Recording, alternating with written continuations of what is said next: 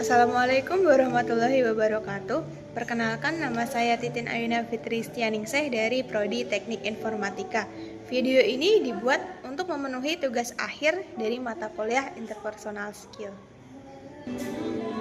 Kesalahan umum dalam komunikasi. Beberapa kesalahan umum dalam komunikasi meliputi 1. Tidak mendengarkan dengan baik. Banyak orang cenderung lebih fokus pada apa yang ingin mereka katakan selanjutnya daripada mendengarkan lawan bicara, menginterupsi saat orang lain berbicara. Kedua, kurangnya klarifikasi. Tidak bertanya atau meminta penjelasan lebih lanjut bisa menyebabkan kesalahpahaman. Kurangnya kejelasan dan keterbukaan. Ketiga, komunikasi nonverbal negatif. Bahasa tubuh yang tidak mendukung bisa menyebabkan pesan yang disampaikan tidak efektif. Keempat, menghindari konflik.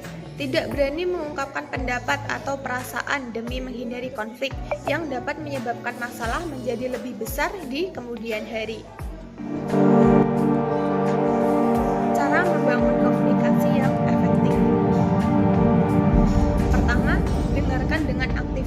Benar-benar mendengarkan lawan bicara dan menunjukkan minat terhadap apa yang mereka katakan. Gunakan media komunikasi yang sesuai. Kedua, klarifikasi dan parafrase. Meminta penjelasan lebih lanjut jika ada yang kurang jelas dan mengulangi kembali poin-poin penting untuk memastikan pemahaman yang sama. Gunakan bahasa yang jelas dan mudah dipahami. Ketiga, bahasa tubuh positif.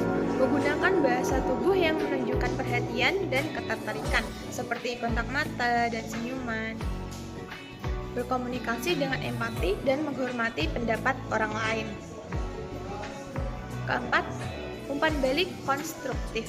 Memberikan umpan balik yang membangun dan positif, serta siap menerima kritik dengan lapang dada. Pengertian dan proses negosiasi serta kendalanya. Negosiasi adalah proses komunikasi untuk mencapai kesepakatan yang saling menguntungkan antara dua pihak atau lebih. Cara melakukan negosiasi. Pertama, persiapan. Mengumpulkan informasi, menetapkan tujuan, dan memahami posisi lawan negosiasi. Kedua, komunikasi. Menyampaikan posisi dengan jelas dan mendengarkan lawan bicara. Ketiga, tawar-menawar, mencari titik temu dan kompromi yang bisa diterima oleh kedua belah pihak. Keempat, kesepakatan, menyusun kesepakatan tertulis untuk menghindari kesalahpahaman. Kendala dalam negosiasi. Pertama, ketidakpercayaan. Kedua, kurangnya informasi, tidak memiliki cukup informasi untuk membuat keputusan yang tepat. Ketiga, komunikasi yang buruk, kesulitan menyampaikan posisi dan memahami posisi lawan negosiasi. Keempat, konflik kepentingan, perbedaan kepentingan antara kedua belah pihak yang besar. Tips menjadi pendengar yang baik. Pertama, fokus pada pembicara, berikan perhatian penuh kepada lawan bicara. Kedua, tunjukkan minat, gunakan bahasa tubuh yang menunjukkan ketertarikan seperti mengangguk. Ketiga, jangan menyela, biarkan lawan bicara menyelesaikan ucapannya sebelum memberikan tanggapan. Keempat, berikan umpan balik, menanggapi dengan pertanyaan atau komentar yang relevan untuk menunjukkan bahwa Anda mendengarkan, menggunakan atau merangkum apa yang dikatakan untuk memastikan pemahaman. Manajemen waktu yang baik. Pertama, prioritaskan tugas. Buat daftar tugas berdasarkan prioritas dan fokus pada yang paling penting. Kedua, buat jadwal. Buat jadwal yang jelas dan patuhi waktu yang telah ditentukan untuk setiap tugas. Menggunakan alat bantu manajemen waktu seperti aplikasi. Keempat, menghindari penundaan.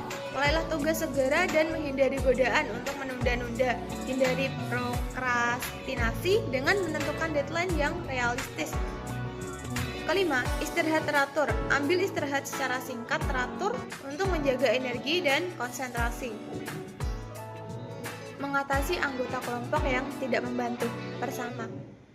Pendekatan personal. Ajak bicara anggota tersebut secara pribadi untuk memahami alasan ketidakpastiannya, cari tahu alasan ketidakaktifannya, dan coba bantu jika memungkinkan. Kedua, berikan tugas spesifik. Tentukan tugas-tugas yang jelas dan sesuai dengan kemampuannya. Ketiga, laporkan kepada pengajar. Jika masalah berlanjut, bicarakan dengan pengajar atau pembimbing kelompok untuk mendapatkan solusi yang lebih lanjut. Mengatasi anggota kelompok yang mendominasi. Pertama, fasilitasi diskusi. Jadilah fasilitator yang mengarahkan diskusi agar semua anggota kelompok dapat berkontribusi. Ajak diskusi untuk menciptakan suasana yang adil. Kedua, tetapkan aturan. Buat aturan kelompok yang memastikan semua anggota memiliki kesempatan yang sama untuk menyampaikan pendapat. Ketiga, bicarakan dengan anggota tersebut. Ajak bicara secara pribadi dan jelaskan pentingnya mendengarkan pendapat semua anggota kelompok. Tips mengatasi rasa cemas. Pertama, pernapasan dalam. Lakukan pernapasan dalam untuk menenangkan pikiran dan tubuh. Fokus pada solusi daripada masalah. Berbagi cerita dengan orang terpercaya. Ketiga, mengalihkan perhatian dengan kegiatan positif seperti olahraga. Aktivitas fisik dapat membantu mengurangi stres dan kecemasan. Keempat, positive self-talk. Berbicara positif kepada diri sendiri dan menghindari pikiran negatif.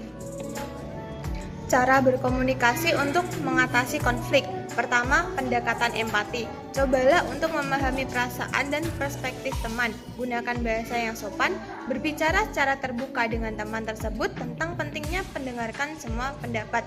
Kedua, komunikasi terbuka. Ungkapkan perasaan dan pandangan Anda dengan jujur dan terbuka. Dengarkan semua pihak sebelum mengambil keputusan. Ketiga, cari solusi bersama.